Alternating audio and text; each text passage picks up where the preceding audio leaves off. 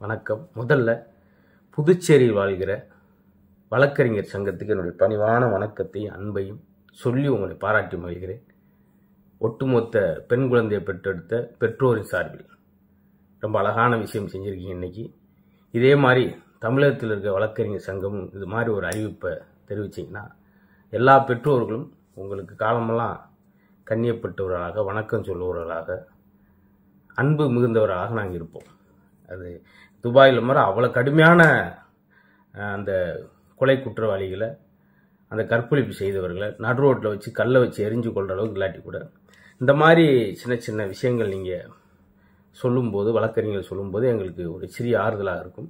அடுத்தடுத்து ரொம்ப பெண் குழந்தையை பெற்றெடுத்த பெற்றோருக்கு ஒரு மன நிம்மதியாகவும் இருக்கும். அதே மாதிரி தயவுசெய்து நீங்களும் அதை சொல்லுங்கள். காலம்புறா வழக்கறிஞர் சங்கத்துக்கு இந்த தமிழர்களும் தமிழச்சிகளும் கடமைப்பட்டவர்களாக இருப்போம். அதில் ஆண் குழந்தைகள் வர இன்றைக்கெல்லாம் வாசிக்கிற திறனே போயிடுச்சு. இப்போ பூங்காவுக்கு அந்த வாக்கிங் போயிட்டு வந்து பார்க்குறேன், எல்லா பசங்களும் அப்படி தனித்தனியாக உட்காந்து அப்படி செல்ஃபோன், அது எந்த வகையில். அதே போல் இப்போ சமீபத்தில் செய்திகளை பிரட்டினாலே போதை வஸ்துகள் பெருகி போச்சு. போதையில் இருக்கிறவன் என்ன செய்ய வேண்டிய தெரியாது.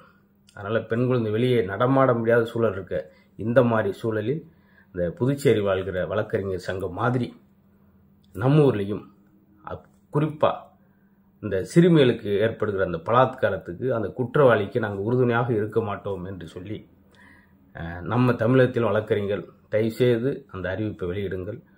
அப்போ தான் குற்றங்கள் குறையும், எதிர்காலத்தில் பெண் குழந்தை ஆரோக்கியமாக இருக்கும் என்று சொல்லி ஒட்டுமொத்த பெண் குழந்தை பெற்றோர் சார்பில் உங்களை அன்பு வேண்டுகோள் வைக்கிறேன்.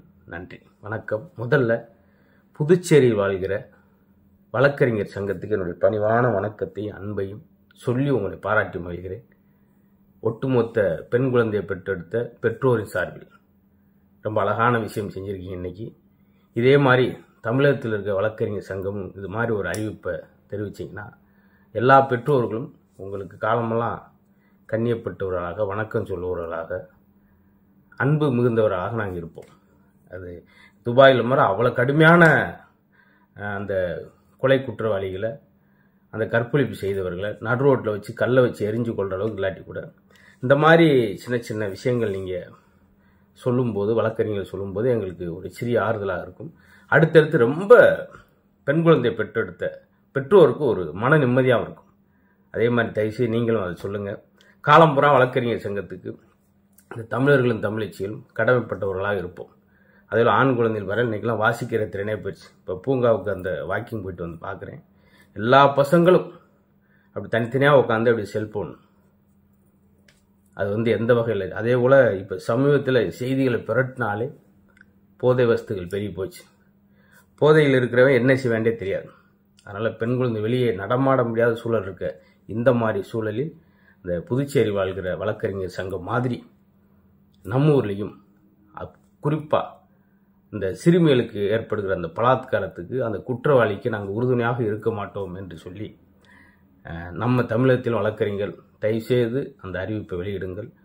அப்போ தான் குற்றங்கள் குறையும், எதிர்காலத்தில் பெண் குழந்தை ஆரோக்கியமாக இருக்கும் என்று சொல்லி ஒட்டுமொத்த பெண் குழந்தை பெற்றோர் சார்பில் உங்களை அன்பு வேண்டுகோள் வைக்கிறேன். நன்றி.